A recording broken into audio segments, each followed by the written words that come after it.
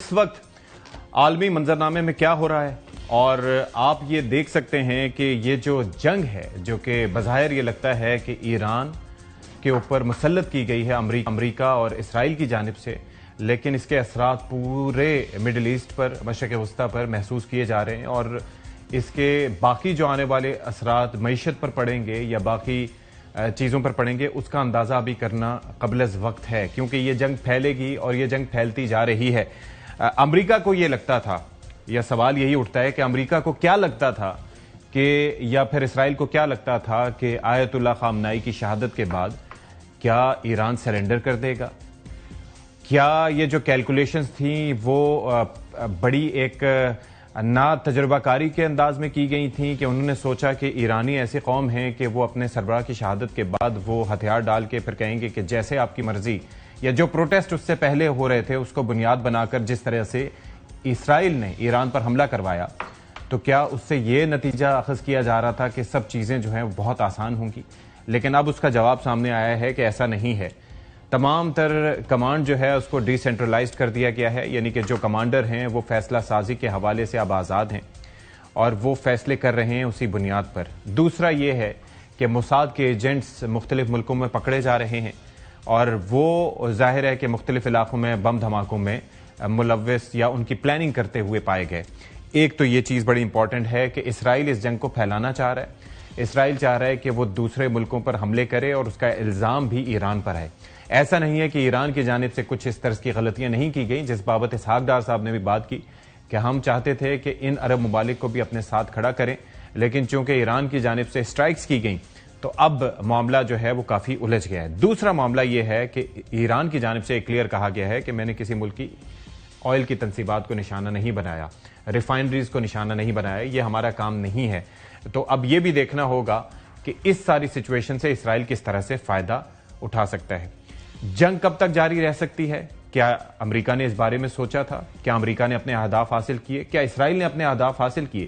یہ بات تو کہی جا سکتی ہے کہ اسرائیل نے امریکہ کے کندھے پر رکھ کر بندوق چلا کر اپنے اہداف حاصل کر لیے۔ اب جنگ سے متعلق آپ یہ دیکھیں کہ امریکہ میں بھی پروٹیسٹ ہو رہے ہیں اور وہ چاہتے ہیں کہ جنگ کو کسی طرز پر روکا جائے، اور ایسی جنگ جس کی کوئی بنیاد نہیں بنتی۔ ایران سے کس کو خطرہ تھا؟ ایران نے، کل بھی میں نے اس بابت بات کی تھی کہ گزشتہ کتنے سال میں کس ملک پہ جنگ مسلط کی، اور ابھی بھی یہ جو حالیہ جنگ ہے اگر آپ ہسٹری اٹھا کر دیکھ لیں تو آپ کو زیادہ محنت نہیں کرنی پڑے گی۔ سیدھا سا سوال یہ ہے کہ کون ایسا ملک ہے، کون سا ایسا ملک ہے جس کی ہسٹری میں یہ رہا ہے، یا ایسے ممالک ہیں جو دوسروں پر جنگ مسلط کرتے ہیں؟ تو آپ کے سامنے جواب کھل کر آ جائے گا۔ پاکستان کی جانب سے بڑا اچھا رول پلے کیا جا رہا ہے۔ پاکستان وہ پہلا ملک تھا مسلم کنٹریز میں جس کی جانب سے اس جنگ کی مذمت کی گئی تھی، اور ظاہر ہے کہ ہم یہ چاہتے ہیں کہ اس جنگ کا خاتمہ ہو، اور جس طرح سے یہ سربراہان مملکت کو ٹارگٹ کرنے کا سلسلہ اسرائیل کی جانب سے شروع کیا گیا، اس کی جتنی بھی مذمت کی جائے کم ہے۔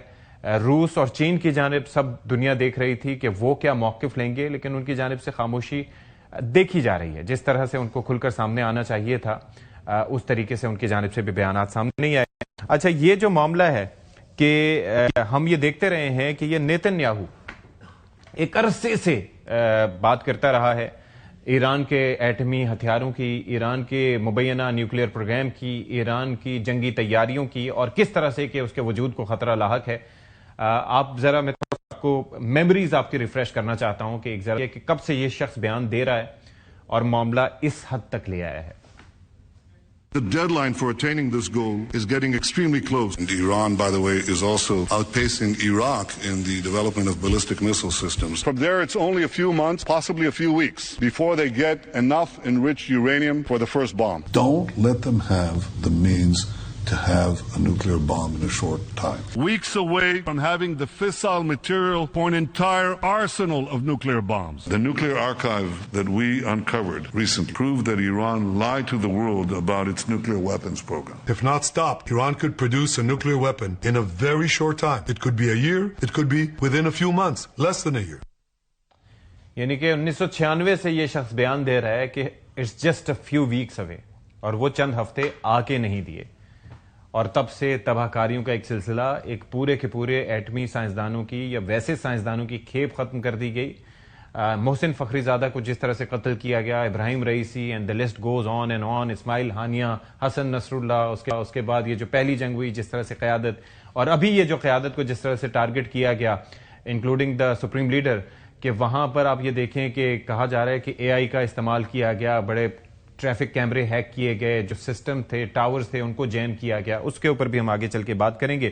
لیکن دنیا کے جو تمام تر لیڈرز ہیں وہ کہیں پر بھی جنگ مسلط کرنے سے پہلے کس طرز کے بیانات ہیں ماضی میں چاہوں گا اس کے اوپر بھی آپ ذرا نظر ڈالیں.